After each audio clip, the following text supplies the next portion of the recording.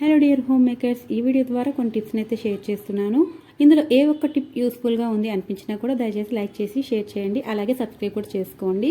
ఈ టిప్ అయితే ముఖ్యంగా ఇంట్లో చిన్నపిల్లలు ఉన్నవారికండి మస్ట్ అండ్ షుడ్గా ఈ టిప్ని అయితే పాటించండి. మనం జనరల్గా చేసే పనులు చిన్నపిల్లలు మనల్ని అనుకరిస్తూ ఉంటారు, అలాగే మనం గడపెట్టుకోవడం చూస్తూ ఉంటారు కదా. డోర్ లాక్ చేసేటప్పుడు వాళ్ళు కూడా మనం లేనప్పుడు ఒక్కొక్కసారి డోరు గట్రా లాక్ చేసుకొని రూమ్లో ఉండిపోతూ ఉంటారు.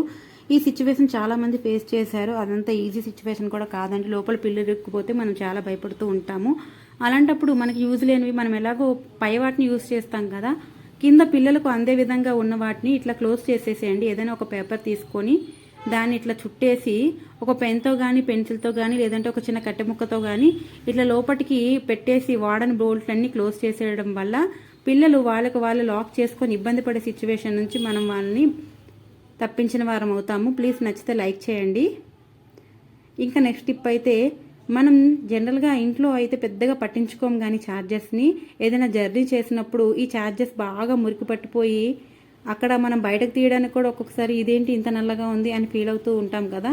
అలాంటప్పుడు మనం జర్నీలో పెద్దగా టైం వేస్ట్ చేసుకోకుండా ఇంట్లో ఏదైనా ఆల్కహాల్ సొల్యూషన్ కానీ లేదంటే శానిటైజర్ కానీ ఉంటుంది కదా, అట్లాంటివి తీసుకొని ఒక వేస్ట్ పేపర్ మీద కానీ లేదంటే ఇలా టిష్యూ పేపర్ మీద కానీ వేసి ఒక చివరన పట్టుకొని ఇట్లా గట్టిగా లాగడం వల్ల దానికి పట్టుకున్న మురికంతా ఒకేసారి వచ్చేస్తుందండి. చూస్తున్నారు కదా, కేవలం ఒక్కసారి ఇట్లా తుడుచుకుంటే చాలా వచ్చేస్తుంది. మనకు పెద్ద టైం టేకింగ్ ప్రాసెస్ కూడా కాదు.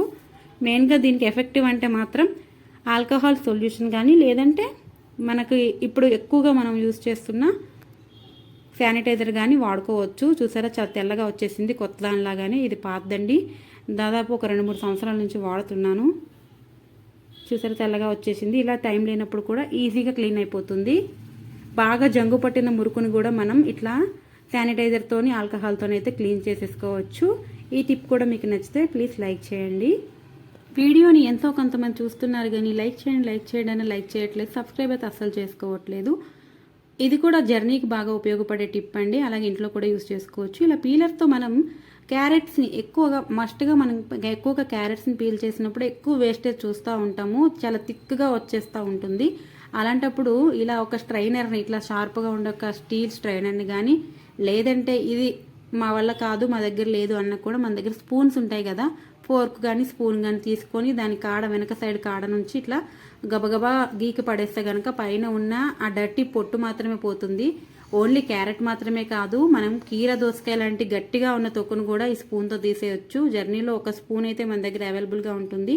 అలాంటప్పుడు ఈ క్యారెట్స్ కానీ ఇట్లా కీరాలు కానీ తినాలని తీసుకెళ్తే కనుక వాటిని పీల్ చేసి కట్ చేసుకోవచ్చు కూడా. చూడండి, నేను చూపిస్తున్నాను. అలా కట్ చేసి కూడా తినడం చాలా ఈజీగా ఉంటుంది.